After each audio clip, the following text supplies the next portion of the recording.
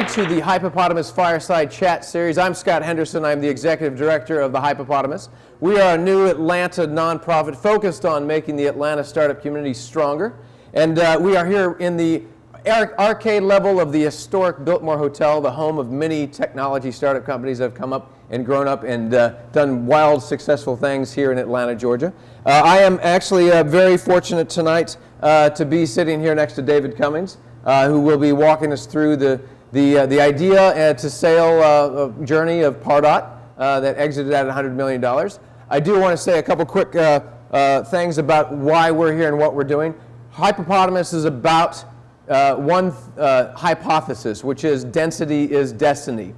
So if we have greater density in physical density of getting startups together, density of media that's talking about what's happening here in Atlanta, and density of programming to help startups succeed, then we all will have a better destiny here in Atlanta, Georgia. So thank you very much for Thunder Lizard and Uber Atlanta and Source Uno for making tonight possible. And for those of you wanting to learn more about Hypepotamus, we're at hypepotamus.com. That's H-Y-P-E, Hypepotamus, P-O-T-A-M-U-S.com,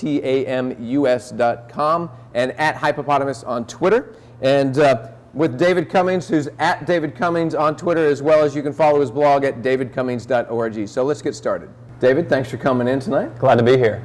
David Cummings has been an entrepreneur over a decade now. I mean, he is early 2001 founded a company called Hannon Hill, which produces a CMS system for colleges and universities, and still is one of the dominant CMSs out there, if not the dominant. And that was the 247th fastest growing company according to Inc. 500. Then in early 2007, he co-founded Pardot, and actually the Atlanta Business Chronicle called it the fastest growing technology company in 2010, and named to the Inc. 500 list in 2012 as number 72. Is that correct? 172. 172. Well, 72, 170. No, well, it's still impressive, 172.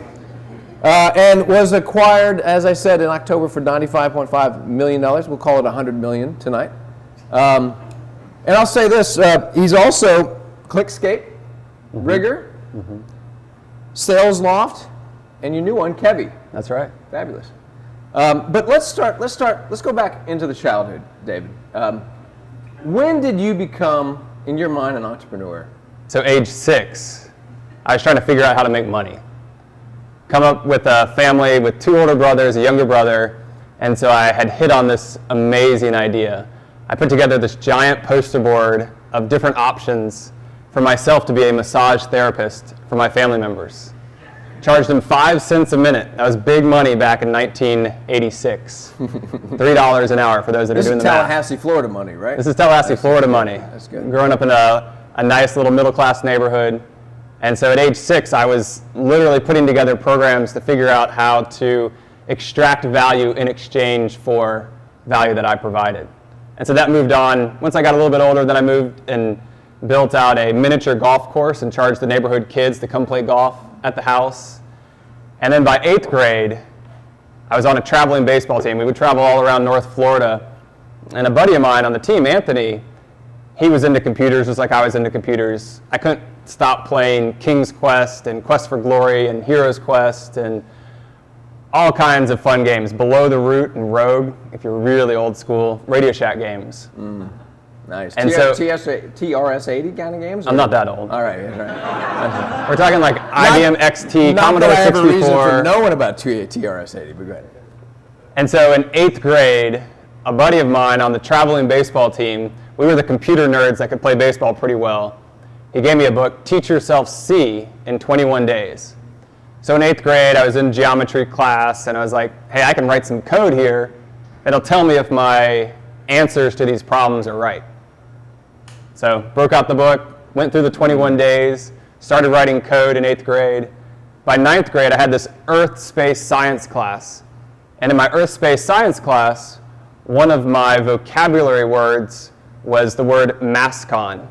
So MASCON is really an abbreviation for mass concentration. It's an area of higher gravity on the moon. And so I was like, man, I love that word. I don't know why I love the word, but at the time I loved the word. And so I named my first company MASCON Enterprises.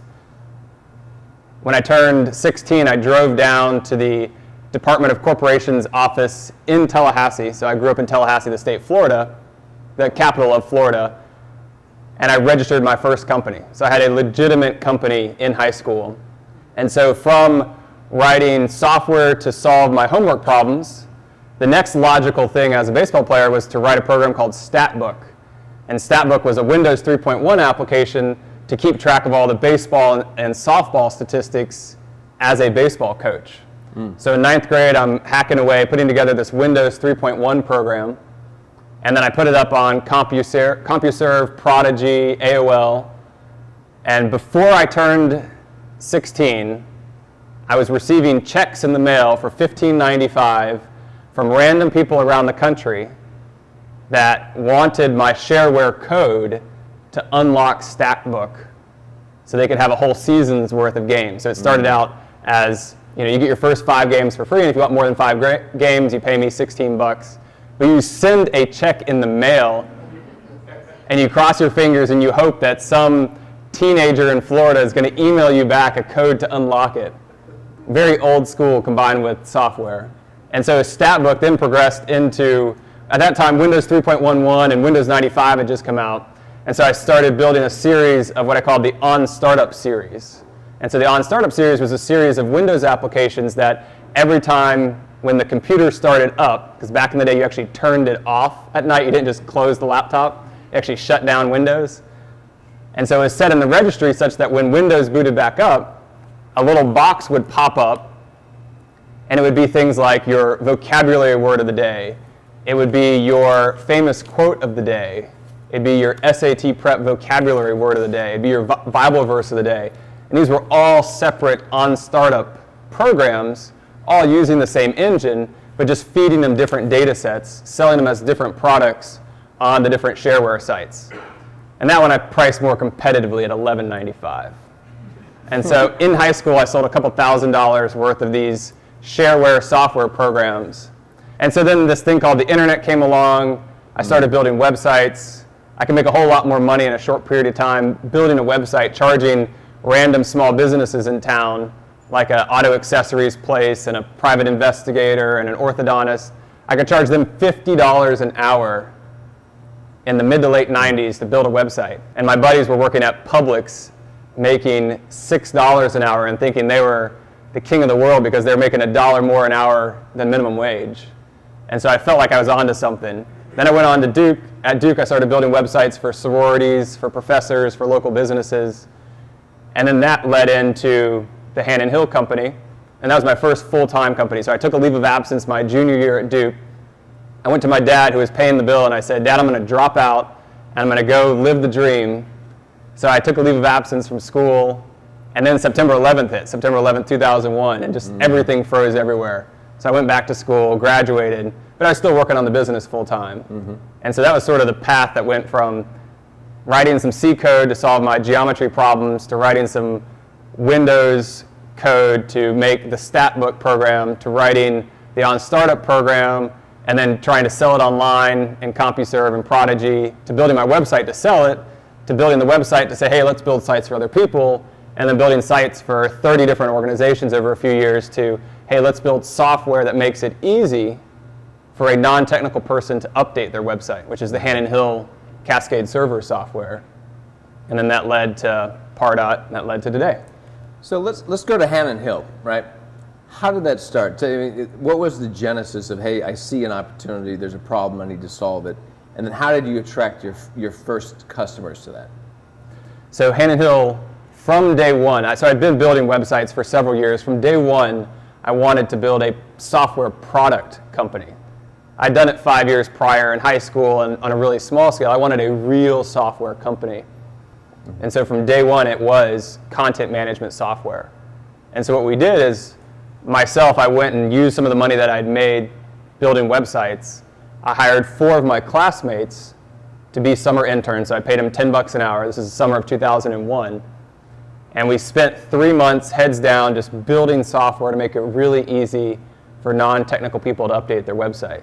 At the time in 2001, it was software as a service. It was you put in your FTP credentials into our PHP app, our PHP app would FTP into your server, pull down all your files, and then expose them in Windows Explorer-like interface along with a word processor that followed the Dreamweaver templates, basically HTML comment regions that designated what areas you could and could not edit, and then exposed it inside of a browser-based interface so you could edit things in a visual WYSIWYG, save it, and then when you saved it, it actually FTP'd the file back to your production server.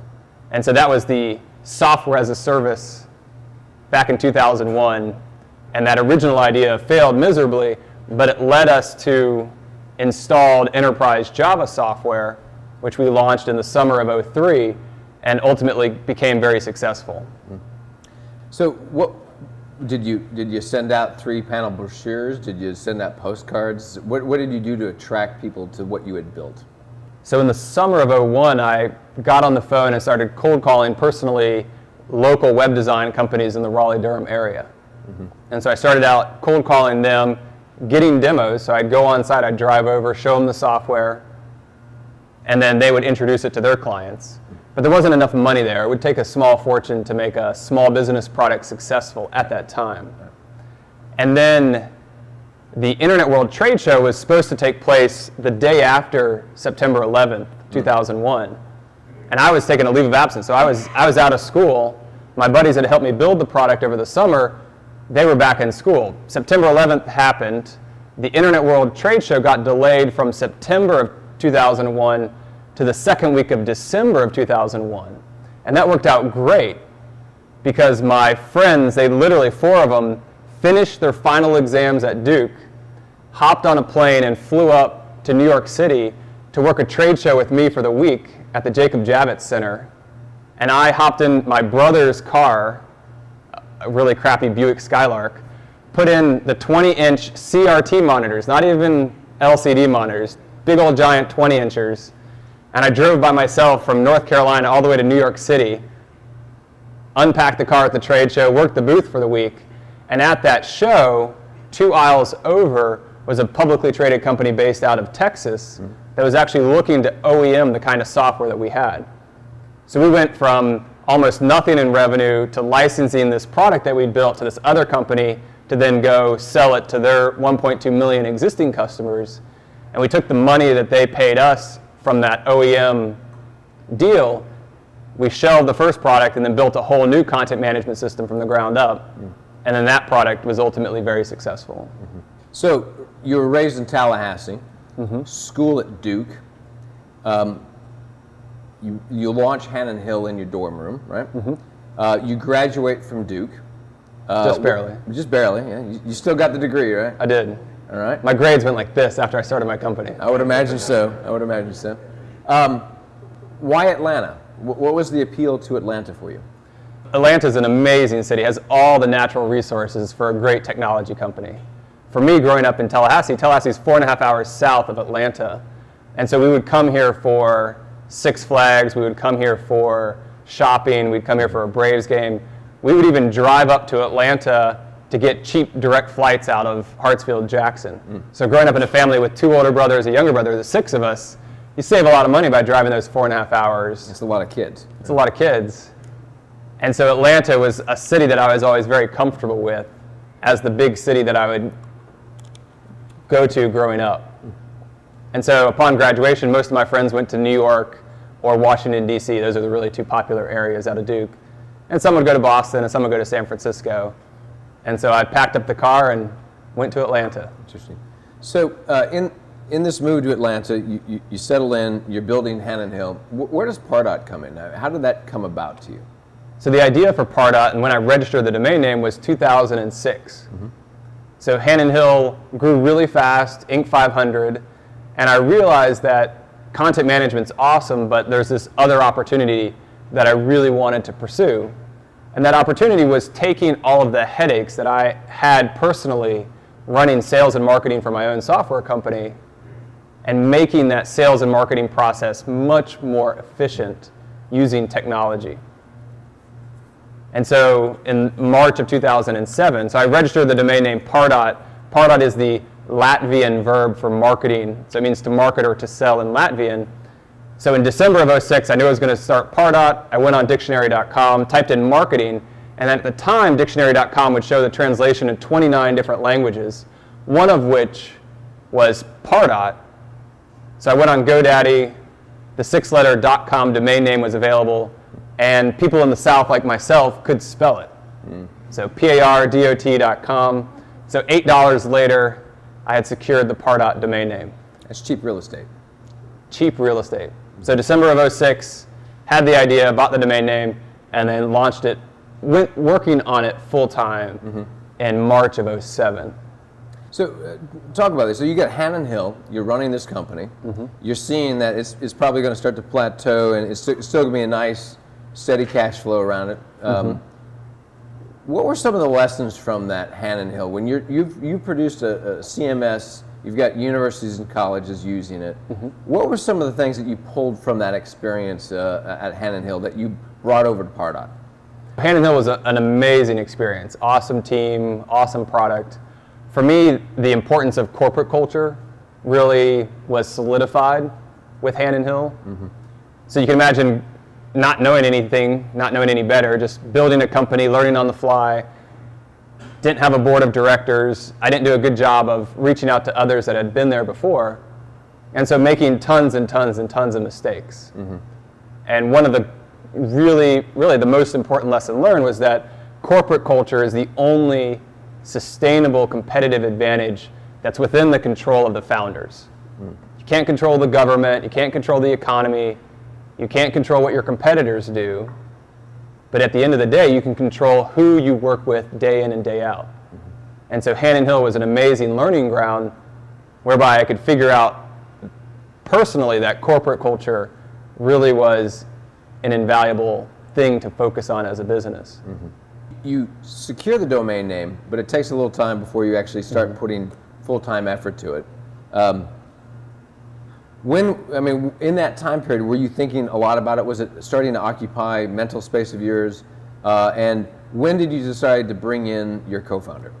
So in December of 06, started recruiting my co-founder. Co-founder is a classmate of mine from Duke.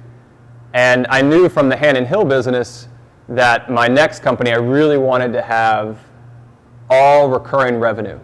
So Hannon Hill's a great business, but one month we might sell a couple $100,000 worth of software, the next month we might not sell anything. And so I knew that I wanted to have all recurring revenue, high gross margin, high renewal rate.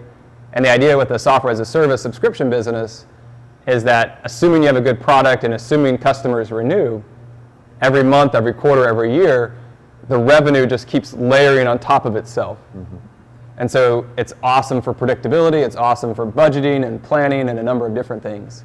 So I knew for the next business, I wanted something that had steadier cash flow as one of the core elements of the business. Okay. So you bring on your co-founder for Pardot. What was that? What was the calculus in your head for who you wanted to join your team? Sure. So the co-founder that I brought on, a classmate of mine from Duke, he was working at Intercontinental Hotels Group as their senior ECRM expert, which is a fancy term for the spam king on behalf of Holiday Inn. So he was blasting out millions of emails a month on behalf of Holiday Inn, and so he had a deep domain expertise around digital marketing, around email marketing. And from a personality perspective, really good complement to mine. So my personality style is tons of ideas and throwing lots of things against the wall and seeing what sticks.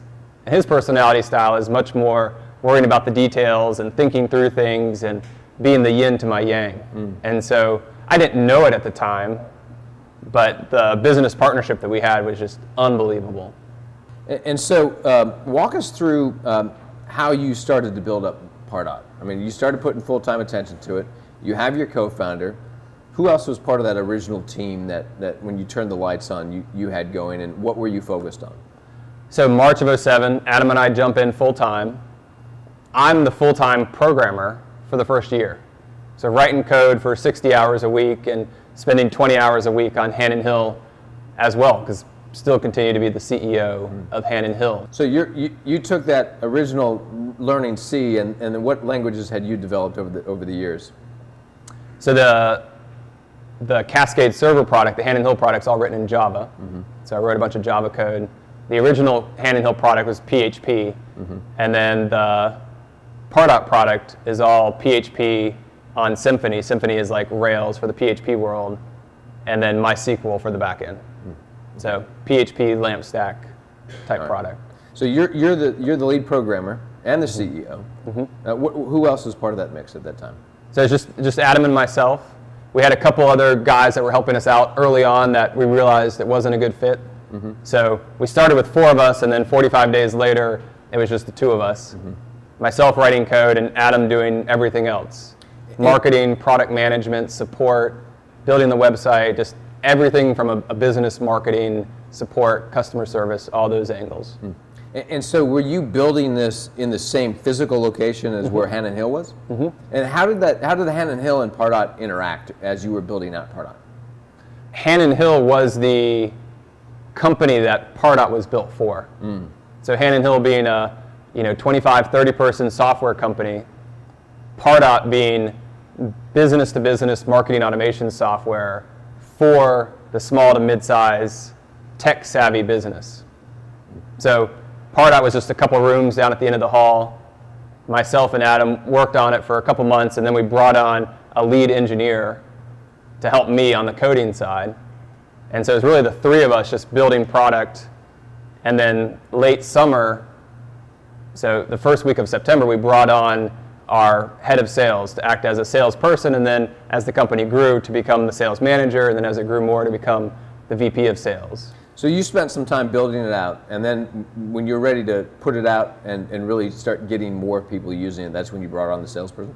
That's right. Okay. The first 45 days, we had a slightly different idea where it was going to be a pay-per-click bid arbitrage platform where we generate leads and then sell them to different B2B technology companies.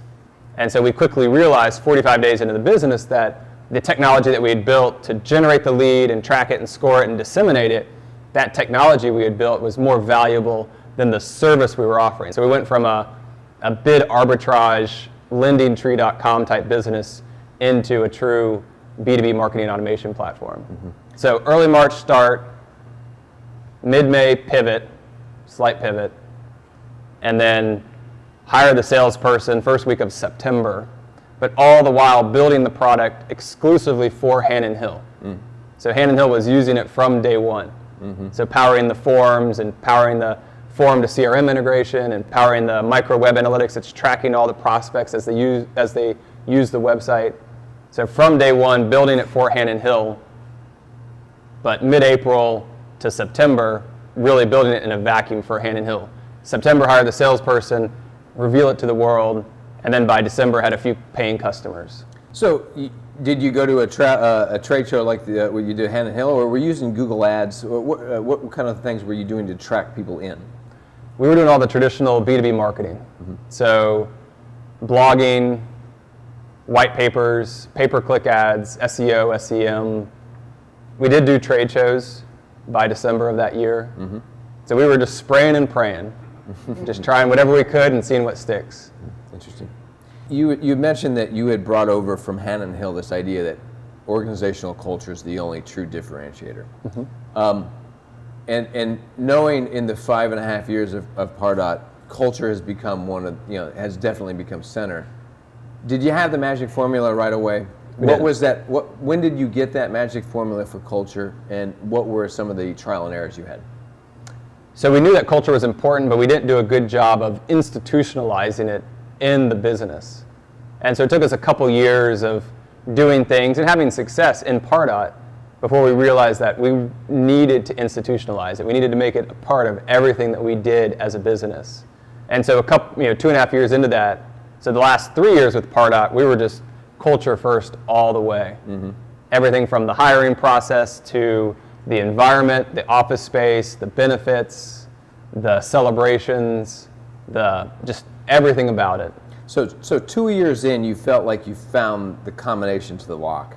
2.5 years in, we started being more intentional about the culture. We knew it was important, but we hadn't made it so that everybody else felt it as strongly as we did. And it seems to me in our preparation for tonight's conversation that you were doing a lot of we call painting, kind of layering things up, and then you started to realize you could sculpt out what wasn't needed, and you're very specific. I mean, when I was asking you earlier in terms of what was that, how would you describe that culture, and what was the ingredients? You've got it pretty well baked out, down to just a couple of talking points. It seems like. What are those elements of that successful culture for you? Sure. So we described it and we repeated it over and over again as being the best place to work and the best place to be a customer. The best place to work, best place to be a customer, and use that lens in everything that we did.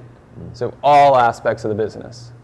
And with that emphasis, every decision we made became an easy decision because we held it up against, is this going to help us be the best place to work? Yes or no? Is this going to help us be the best place to be a customer? Mm-hmm. Yes or no? And so overarching, we just kept repeating that over and over again. Best place to work, best place to be a customer. And then we had a sub-level, which was we want to be a platform for good work, good people, and good pay. Good work defined as work that's challenging and interesting and stimulating. Good people, which is the most important one, defined as people who are positive, self-starting, and supportive. And that was what was most important to us. And then good pay defined as competitive market rate salary with benefits that are in the 99th percentile. So best place to work, best place to be a customer as the overarching theme. The sub-theme, good work, good people, good pay. Good people being the most important, positive, self-starting, and supportive. And then just institutionalizing it, just pounding it home over and over again in all aspects of the business. And what's interesting, you started with two, you and Adam, mm-hmm. and when the sale happened, how many people were there? 105. And so over that 5.5 years, you went from 2 to 105, and you had such a focus on culture. Mm-hmm. How many people did you hire that either left voluntarily or involuntarily over those 5.5 years?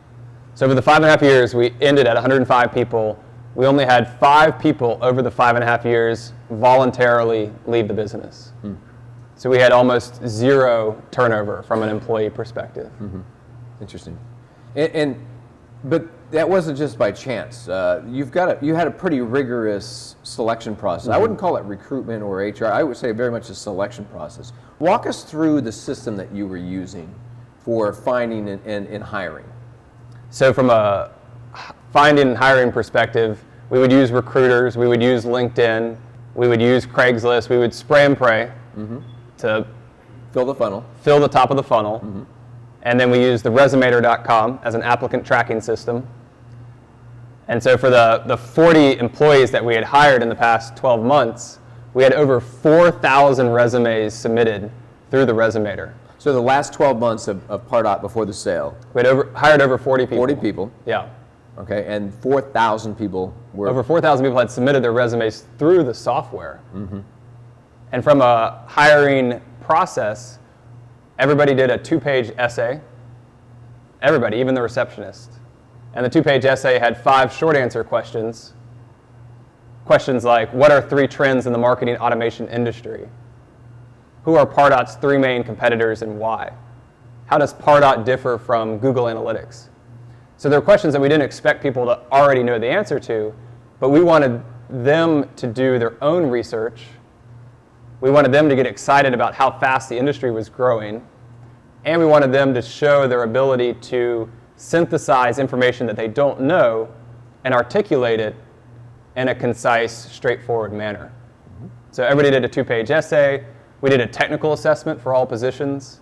So even if they weren't a programmer, they had to go in and follow a 30-step process in the software, build an email template, build a landing page, create a profile, change the scoring on a prospect. And it was really just to get them involved in our actual application because the software is so core to the business. And then we had a series of culture check teams. So we had 3 teams of 2 people per team. And at the very end of the process, after they had been given the thumbs up by the hiring manager and a couple people on the hiring manager's team, then they would be interviewed by the culture check team who had to give a thumbs up. And so they were only interviewing to see if the person fit our culture. So not technical, but culturally. Do they fit? And then if they passed that team, then they would interview with myself and my co-founder. And it was a required unanimous process through all of that. So HR phone screening, interviewing from people on the hiring manager and the hiring manager's team, the culture check team, and then the co-founders. So it's the equivalent like the Toyota assembly line. Anyone on the line could pull the red cord and that person would not be advanced. Correct. Interesting. So in the last 12 months, 4,000 people in the top of the funnel, 40 people hired. Was it pretty evenly distributed in each of those steps to the point where people were filtered out? It was. And some positions were harder to fill. For us, the more challenging ones were salespeople and software engineers. Interesting. And so I want to go back to this idea of top 1% benefits. What were the kind of things that you were doing to provide top 1% benefits, specifics? So for us, top 1% benefits was for all employees, we paid for 4 hours of house cleaning per month, administered and sponsored by the company. So every employee, even the receptionist, got 4 hours of house cleaning, totally 100% paid for by the business. We had a full-time masseuse on staff, W-2. So we took one of the conference rooms and turned it into a spa. And so everybody got 15 to 30 minutes of massages a week. We catered breakfast 5 days a week.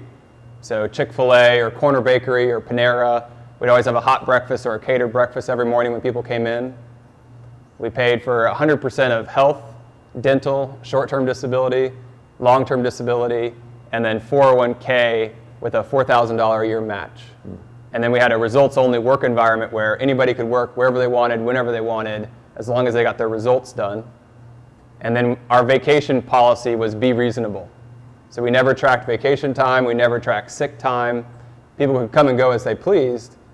And at the end of the day, what we cared about was results.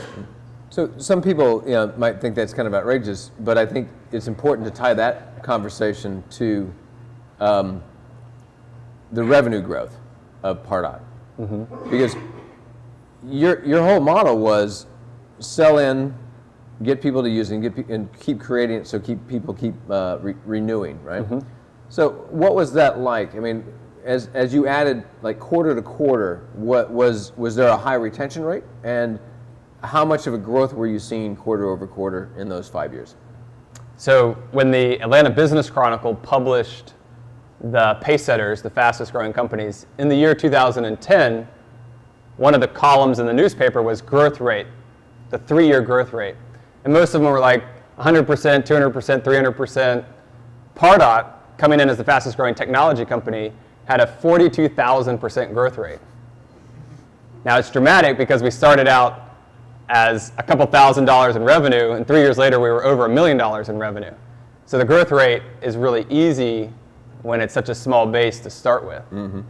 But from a business perspective, every quarter, every 6 months, we would sign up more customers on an absolute basis than the previous 6 months, and the average price that each customer paid, monthly recurring revenue, grew every quarter as well.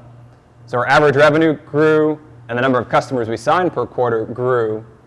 And so on an absolute basis, it kept getting better and better. On a relative basis, the growth rate kept shrinking, but still growing tremendously fast. And so, since you built it for Hannon Hill, you obviously had kind of a customer profile. What was the appeal? What were you doing to continue to iterate on what they had already paid for to keep them coming back? Anybody who's built software knows that you never run out of features. So we built it for Hannon Hill. The initial one solved the filling out a form on a website and having the contents of that form flow into Salesforce.com, and then also tracking what web pages a prospect visited as well as what white papers they downloaded. So forms, CRM integration, and micro web analytics was the core at the beginning. And then a year after we launched that, we added email marketing to the product. And email marketing was a huge game changer for it. And so then we started replacing the legacy email service providers that they were using with Pardot. So Pardot became the ESP plus the landing page tool, plus the forms tool, plus the scoring and grading tool. And then we added automation rules and drip programs and really sleek business logic interfaces so that you could automate a lot of these marketing functions that were traditionally done manually or just not done because it was too labor intensive. So we just kept adding more and more awesome functionality on top of the core platform. Interesting. And so, okay, this summer, early, like Memorial Day, nowhere in this conversation so far you said that you're building this thing to flip it or sell it. Our goal from day one, best place to work, best place to be a customer. Didn't build it to sell it. We didn't hire an investment bank to shop it around. So no board, no investors, just you and Adam building this whole idea out. Phone rings. Walk us through what happens when Exact Target out of Indianapolis says, "Hey, David, let's talk."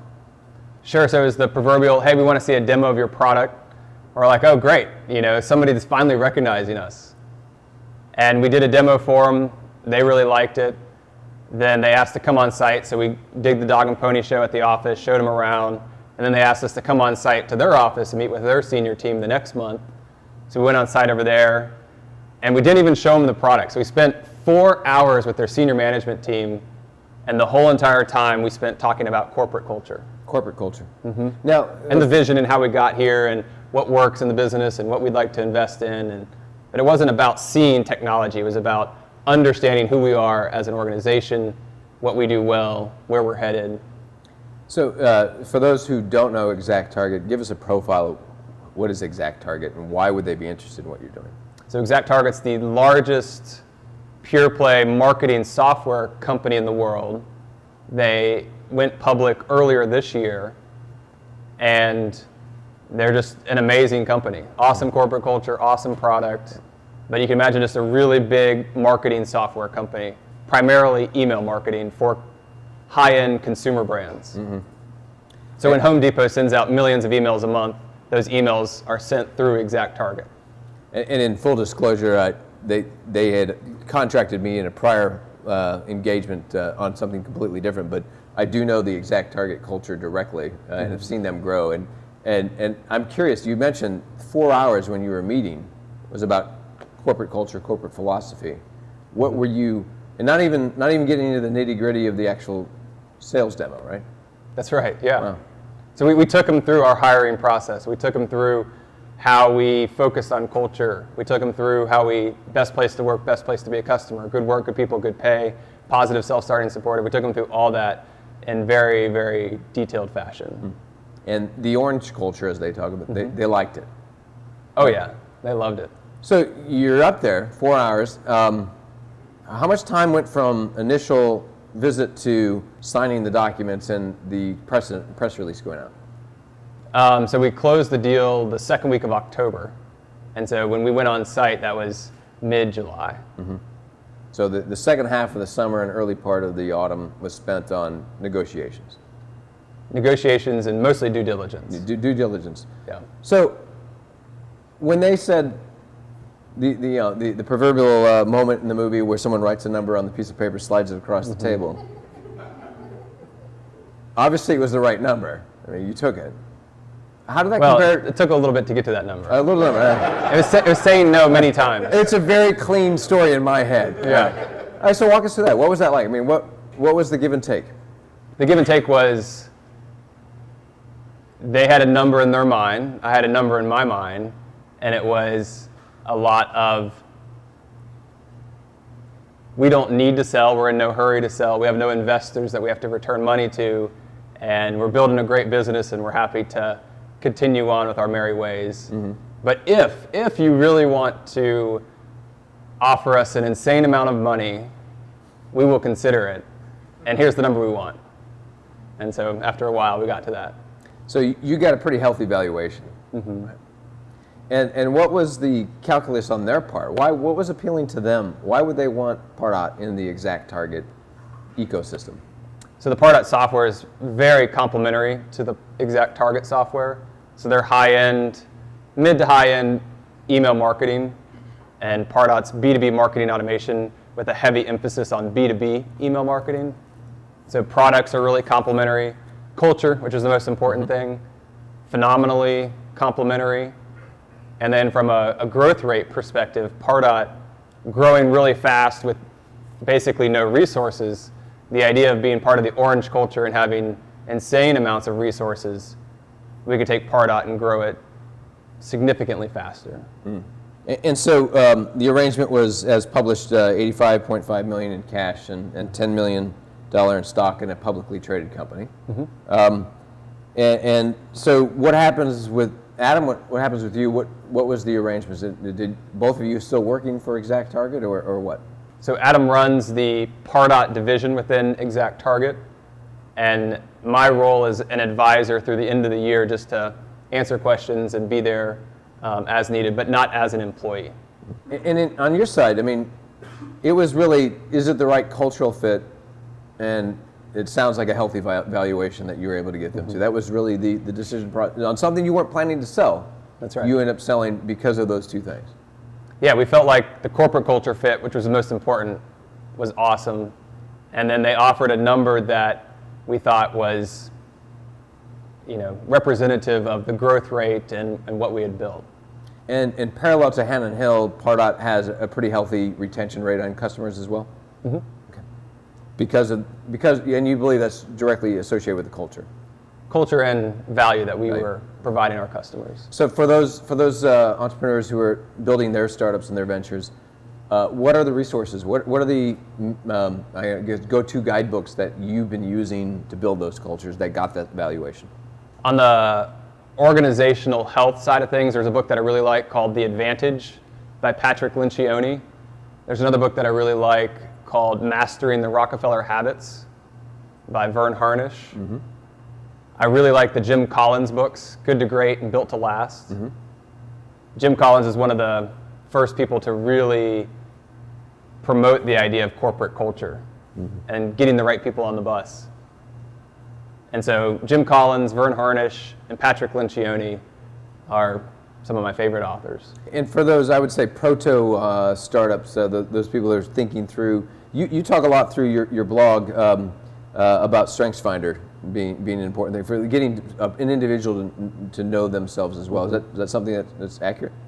Yeah, I've read StrengthsFinder. We don't do it too much, but in general, the idea of playing to somebody's strengths as opposed to trying to shore up their weaknesses, I'm a big fan of playing to their strengths. Yeah. Okay. And so a lot of these ideas and thoughts and observations you've been putting on your blog. How long have you been blogging? About 1,300 blog posts, one a day. Wow. I'm not good with math, so how many years is that? Over 3 years. Wow, 3 years. That's pretty good. Anyone else been blogging for over 3 years? Yeah, that's consistency. That's persistence. So that's great. There's a lot of good stuff. What's the URL for the blog? DavidCummings.org. That's pretty easy to remember.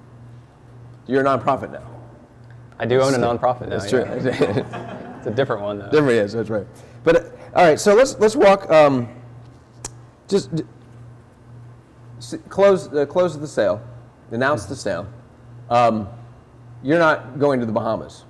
No, you're not retiring to Sun City.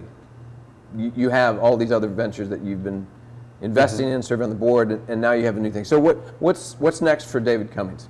What is it that you're continuing to build, and what's the new thing you're building? Sure. So for me, I'm focused on software as a service technology companies. So I have one that I'm working on that we haven't launched yet, but it's in the software as a service cloud computing area. And so as you have been successful building businesses here in Atlanta, and you continue to double down basically in Atlanta with what you're doing, what is it that continues to appeal to you as a startup ecosystem for you? And what's missing? Where are the gaps? Where can we take ourselves to the next level? So Atlanta has all the natural resources for tech companies. Amazing engineers in town from Georgia Tech. Really low cost of living relative to other big cities. An airport where you can take direct flights in a cost-effective manner pretty much anywhere in the whole world. Lots of young professionals that want to be in Atlanta as the capital of the South. So Atlanta has all the natural resources for a great, great technology community. And then from a gaps point of view, there's always challenges with fundraising. There's always challenges with scaling the business, or just the serendipitous interaction that is more prevalent in denser communities. But Atlanta has all the natural resources, and I'm really optimistic. So what are the keys to creating greater density in Atlanta? Amazing places like Hypepotamus, co-working facilities, tech innovation centers. And so I think it's important to get lots of people together doing cool, innovative things. They don't all have to be writing software programs, but doing cool, innovative things in the same proximity, whether it's across the street from ATDC, or it's in the same building, or whatever the case might be. I think getting people together that are doing innovative, interesting things, changing the world, I think that makes a big difference as well. Interesting. So I think we've reached a point where I'd like to, we've had some very engaged audience members here, and I'm sure there's a lot of questions that are out there. As you have a question for David, if you can make yourself available in the aisle, and that way you can come to the microphone. And as you come up to the microphone, just say your name, who you're with, and then ask the question. And I do ask that you do ask a question and not make a statement. Questions are always welcome. So, all right, so first question. Who are you? Who you with, and what do you have? My name's Christopher Mance. I'm with a startup named Nichevertising. And my question is around the idea of this Atlanta being the perfect place for a scrappy startup. I've heard you use that term several times, and I was wondering if you can maybe go a level deeper about what scrappy means, maybe from like a sales and marketing perspective. So you have a great piece of software, and you have to be scrappy with it. What would you describe that scrappy startup as in Atlanta? Sure, so a scrappy startup is one that's either bootstrapped, which means they don't raise any money, or capital light, which means that they raise some angel money, but they don't need to raise $20 million to go to market. So Atlanta, with the low cost of living, the awesome young professionals, the engineering talent, Atlanta is especially uniquely suited as the best place in the country to do a scrappy tech startup. And so for me, scrappy is making every dollar go as far as you possibly can, making it so that you get amazing stuff done with very, very limited resources. And everything about Atlanta lends itself to being a scrappy startup. So sales and marketing is super important. Most startups fail because they don't generate revenue.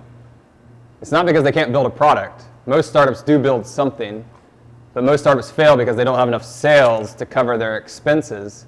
And so sales and marketing is one of the most important parts, and also one of the most underemphasized parts of building a successful business. So be scrappy. Atlanta's great for it.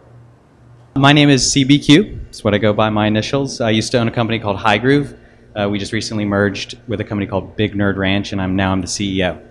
My question to you is about, it's more like I want to kind of get your idea on a trend. You and I, we were growing up, we're about the same age, I'm going to guess.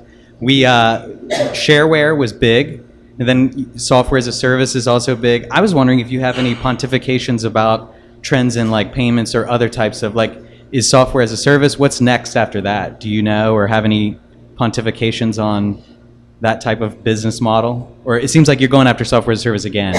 Do you see anything else? Well, mobile's huge. Obviously, mobile, including both smartphones as well as tablets, is massive. I do think software as a service as a business model and as a game changer for a lot of industries is just scratching the surface. All these companies and verticals and industries that use legacy products that aren't in the cloud, products that don't work on the web, or their web experience is pretty poor.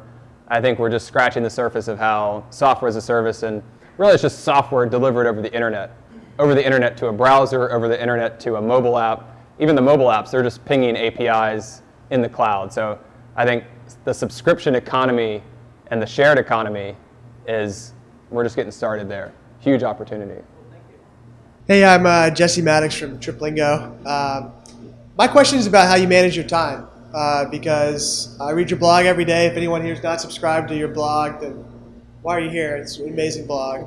I hear you're a decent golfer. I hear that you used to leave work every day by 5 or 6 p.m.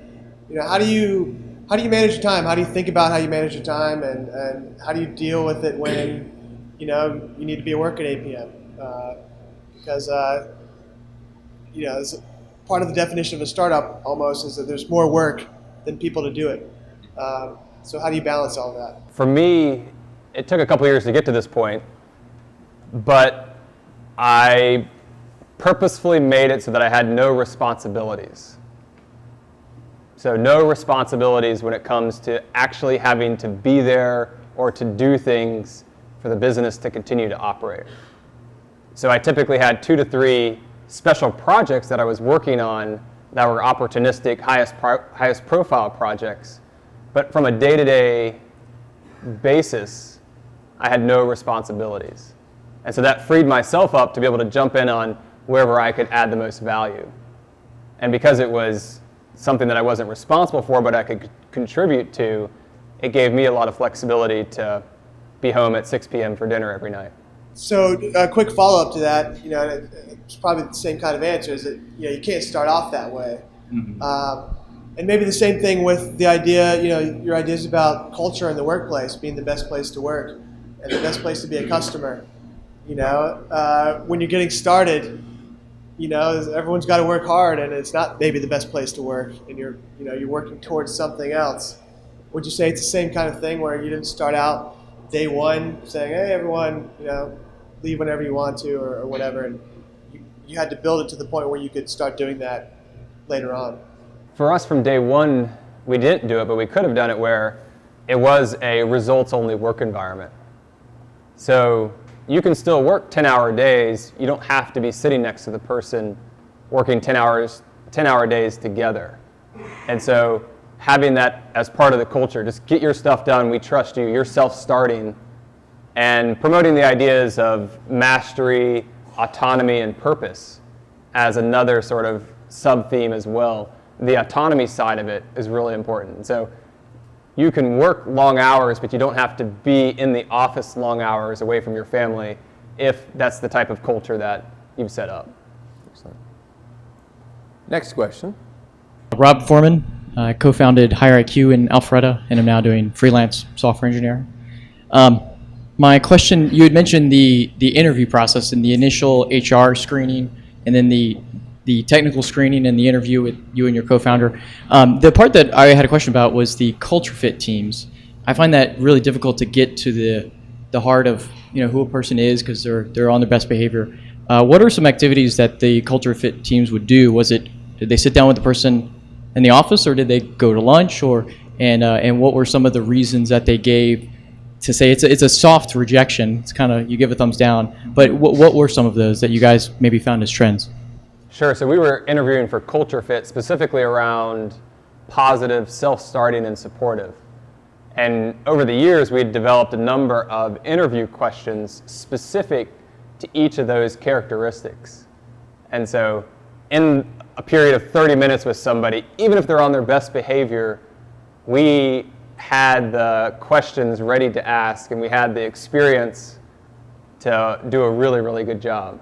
So a lot of it was sort of gut feel for a while, and over time, we would sort of stumble upon another good question that we would add to the archive, and then after a while, we had a series of questions, and we had a series of checks and balances.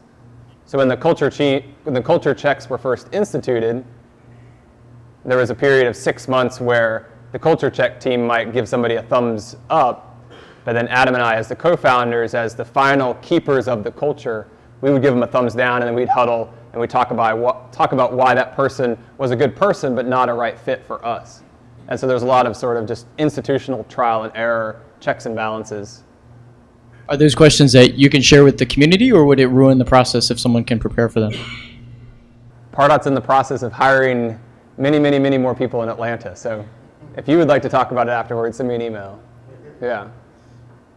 Hey, my name's Shabeza Anacho. I'm a student of tech, fourth year BME. And so my question had to do with the culture functionality aspect. So in your story, you know, with all your businesses, you talked about kind of functionality you had from age 6, you know, intrinsic value you had to offer the market, right? But then kind of retroactively, only when you've been in the industry for a while, did you look back and value culture and identity and those kind of branding issues? So right now, we're looking, I got a team together, we're looking to start a business. And so we're at the crossroads where we have a good idea, we have a weak model, so our value proposition is weak, you know. But we're struggling with where to put branding, where to put identity, where to put culture and those things. Because I mean, your vision does educate where you go and how you proceed and how you bring people on. But I was wondering if you could speak to, which one would you prioritize? And since retroactively culture you found was the big kind of the winner, would you, as for startups, should we spend time on that, really focusing on that aspect, or value first? You should spend all your time sitting next to your prospective customer, getting inside of their mind and understanding their pain points in a non-judgmental manner. So without leading the witness, you need to do whatever you can do to understand and get inside of their business, their pain points. So I wouldn't even worry about branding or culture or anything. I would just worry about delivering value to a small set of customers that you believe represents the type of customers that you want to scale the business with. How you doing, David? My name is M. Cole. Way back when, my background has been in marketing, so thank you for pointing out the marketing thing. But I was wondering if you can share with the group what are some key fundamentals or best practices in being able to effectively and efficiently market your product or solution. Sure, so we did a lot of search marketing, a lot of pay-per-click marketing. One of our best forms of marketing was actually cold calling. So mercenaries out there just trying to educate people on the front line is a form of marketing. They say, they say the Germans don't like to market. Their form of marketing is just to beat down the door and sell. And so we took that idea of getting on the phone and just educating marketers, our customers. One-to-one marketing in the form of cold calling was wildly successful for us. So whatever it takes to succeed, and even if it's dirty manual work, if that's what works, then by all means. John Birdsong with Sales Loft. Thanks for taking the time. Scotty, great questions. My question revolves around the city of Atlanta. And how do the city has traditionally known for real estate and banking. Besides major exits, how do we create a culture shift in the city where Atlanta is looked at as a true startup hub? And I don't think we want to be the Silicon Valley. We want to be our own and have a kind of our own identity. But it seems like the only way to really do that is just to build successful companies and then attract the buzz. But do you have any words of advice on how we really make Atlanta even more of a technology hub? Yeah, the best thing we can do by far is build more successful technology companies. Whether they're large $100 million exits or whether they're awesome 25-person, nicely profitable software companies, it doesn't matter. The best thing we can do as a city is create more successful tech companies, which will create more jobs. With more jobs, it'll take up more office space, it'll buy more houses, all the different things that happen when you have really good, high-paying technology jobs. So I think the best thing we can do as a city is kick more butt and have more successful companies. We're not going to be able to attract more money. We're not going to attract more venture capitalists. We're not going to do much different than what goes on now without having a lot more successful tech companies here. We have time for 2 more questions. Next. Hi, my name is Maria Joyner, and you talk a lot about company culture and, like hire slowly and fire quickly. So I have 2 questions. The first one is, I don't know if you know this number, but do you know how many people you guys fired over the 5.5 years? 8 people. 8?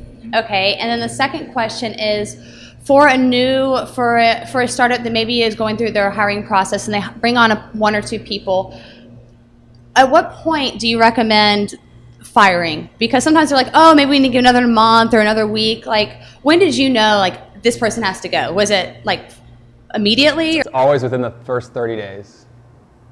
Slow to hire, quick to fire. Repeat that over like 100 times in your mind. People don't change. You can create the best environment possible, but there's always an environment out there that is better suited to that person that's not working out in your environment. So it's a good thing for them to force them to move on, and it's an amazing thing for your culture to have it be really strong and tight and focused around what matters to you. Our positive, self-starting, and supportive culture worked great for us, but it wouldn't work for a lot of other companies because that's just not what they truly believe in. Hi, my name is Kiran Bindra. I have a fashion manufacturing company, and I'm working on coming back into the tech startup scene. So my question is around, so we talk about, in terms of employees and the culture there. What's your experience been in terms of clients? Have you also been very selective in getting the right clients on board, and have you had to fire any clients over the years? We've tried to fire several clients. And it's amazing, as soon as you try to fire them, how many of them get in line and no longer become challenging clients. So we weren't necessarily selective on the front end, but once they were on board and we realized that they weren't a good culture fit, we had some very tactful words to get them to shape up or ship out. And so it worked really well to be opinionated on the client side as well. But it was always after we'd already signed them. Well, wonderful questions from the audience. I have a couple points that we'll close out on. Is you were mentioning we need more wins. You've had wins, and you're reinvesting in this community. You're putting back into it. And I think you're setting a really good standard on what you're doing, and I imagine that would continue to grow as the months and years come together. Yeah, you mentioned when we were talking more opportunistic at this point. You have contributed. I mean, you've invested into a couple different venture funds, and you want to talk a little bit about the venture funds and angel investments that you've been making? Yeah, so I've invested in a half dozen companies within the past couple years. A couple years ago, I ran a program called Shot Put Ventures in town. We invested in 9 companies, and then I've invested in a couple venture funds that are local as well. Mosley Ventures and Fulcrum as well. Mm-hmm. All right, so we'll actually, since we're setting precedent, set the precedent of the closing, finishing flurry. All right, you ready for 3 fast questions? They're not easy questions, but they're 3 fast questions. What makes you stand out? For me, I have a decent ability to see where the markets are going, to see a little bit around the corner as to what's needed from a business perspective, and then the ability to bring people together and to get process and methodology and structure and culture in place, and then let the magic happen. Who do you need around you to bring the best out of you? What kind of people? I need people that like to be the yin to the yang. So I'll have lots and lots of ideas. I need people that will add balance to those ideas. People that like to get things done. So I like to take things to get it about 70% done, maybe 80% done. And then to take it from like 90 to 100% done is just wildly painful for me. So I like to get things going and let other people that really like to take something that's already running and then take it to completion. Exactly. How do you deal with fear? Blissfully ignorant. How do you get to that state of nirvana? I think it's a lot of nature. On nature, getting out, being away. Not that kind of nature. I think it's just born. I see. Innate. Blissful ignorance. Yeah. Nature versus nurture. A genetic trait. So. Yeah. I won't ask who that came from, your mom or your dad. So let's finish up. This is the hardest one I got. Old school Tecmo Bowl or Madden? Madden. Excellent. Yeah. Good choice.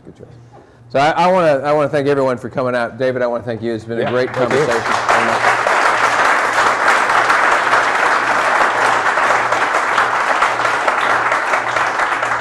Congratulations on the sale of Pardot. Congratulations on the starting of the new venture, and sure it will grow wildly successful, and all the other companies you're investing in. I do want to thank a couple different folks who have made this possible. Our video production has been put together by Source Uno, is a great Atlanta startup that is helping individuals find the right fit, and so they've been able to underwrite our video production for the night. Thunder Lizard, if you all seen Peter present, he has a big inflatable, like 6-foot lizard. He walks around, it costs $1 to sign it. All those signatures have now created a nice kitty, and so the drinks that we've been serving tonight were underwritten by your signatures of the Thunder Lizard, so thank you for that. I want to thank our partners at Uber Atlanta for providing us a great discount code if you need a place. I mean, you need an easy way to get around town. Uber is a great way. It's going to make you rethink why you're driving and parking, and the pain of parking you can eliminate easily, and you can continue to drink nice wine and beer and get home safely thanks to our friends at Uber. I want to thank you all for coming out tonight, and definitely stick around and talk. I'm sure David will be happy to take a couple more off-camera questions and conversations. So just sit tight as we say goodnight, and clap yourself out. So thank you very much. Round of applause for yourself. Good night.